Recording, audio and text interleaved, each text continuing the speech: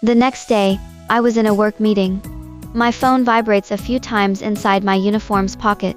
Seems urgent. Pamela, my coworker whispered to me.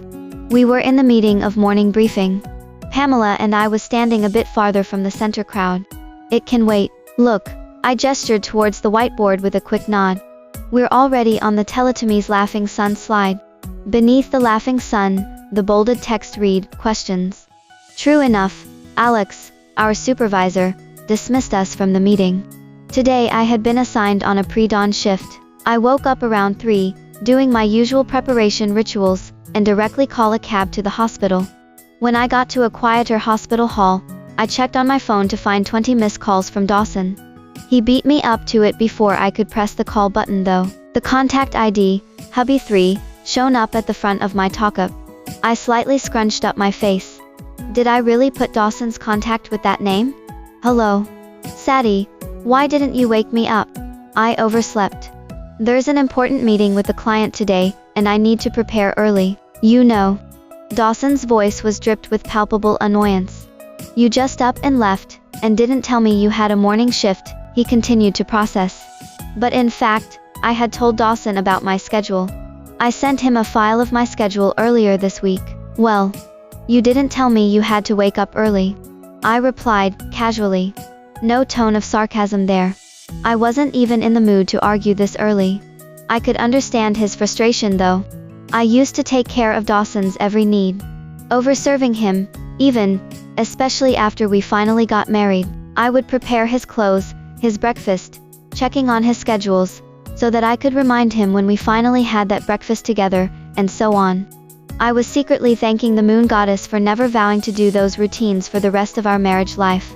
At least, it gave my mind the freedom to just stop doing those stuff when I no longer feel like it. I was not his babysitter. I had the right to refuse. Dawson, I think it's better for you to get up since you're going to be late.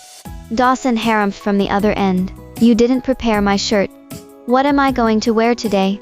Whichever you want to wear. You can take one from the closet, I replied. What do you mean take one from the closet? Dawson raised his tone. I instinctively put my phone away from my ears. I frowned because my right ear was ringing. Sadie. Norton's mom brought us some donuts. Which one do you want?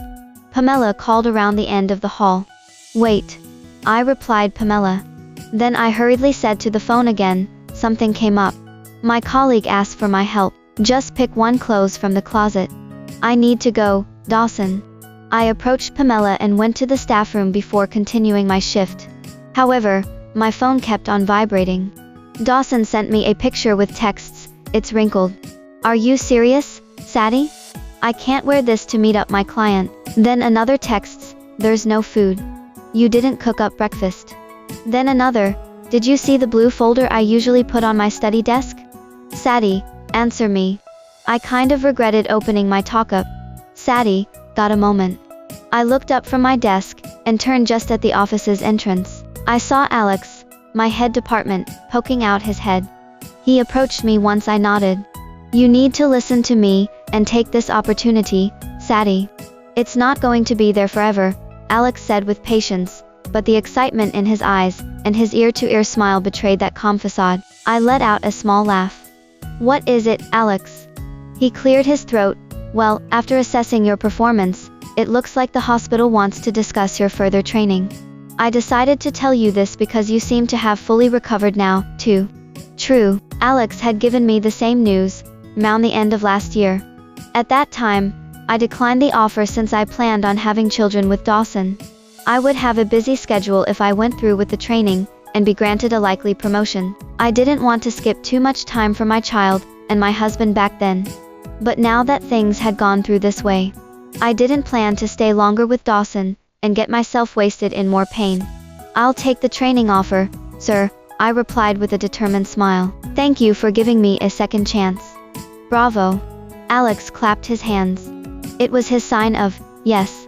He then asked me to make preparations from now, and be ready whenever the training date was set.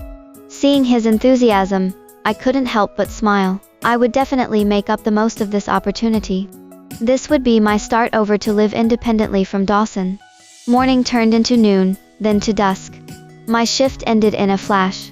I couldn't believe how fast the time passed when noticing the sky outside had turned dark. Just then, my phone vibrated. Dawson was calling. "Where are you, Sadie? There's no dinner at home." At that I let out an involuntary sigh that I had long kept inside. The moment I heard his complaints, the thought of going home became something revolting to me. "Sadie." His tone surprisingly got softer. I pinched the bridge on my nose. "Dawson." I make a brief pause. Today was a hectic day. And Nate just asked me to have a shift switch with me, because she had something urgent coming up.